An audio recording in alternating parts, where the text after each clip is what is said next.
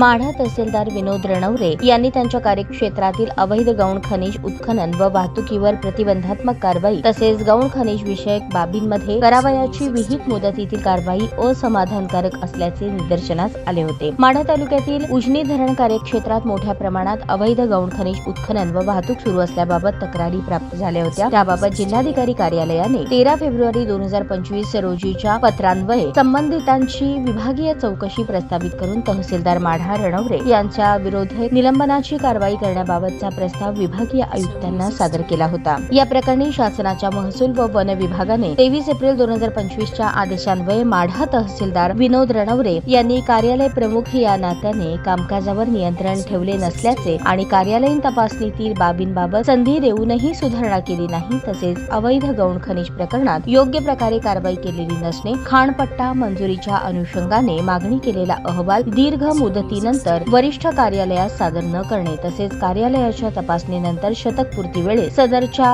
बाबी निदर्शनास आलेल्या असतानाही रणवरे यांनी कामकाजाकडे दुर्लक्ष करून गंभीर अनियमितता केल्यामुळे त्यांना शासनाने निलंबित केले आहे अशी माहिती जिल्हा प्रशासनाच्या वतीने देण्यात आली।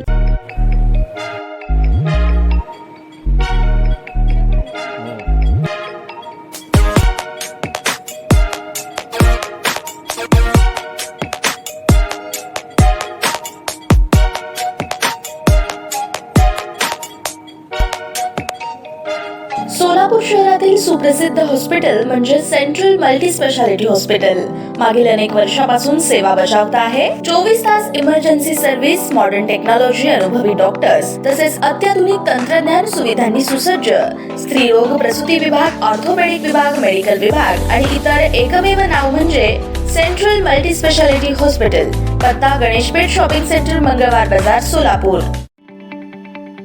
ताज्या बातम्या पाहण्यासाठी प्राईम महाराष्ट्र न्यूज चॅनलला सबस्क्राईब करा।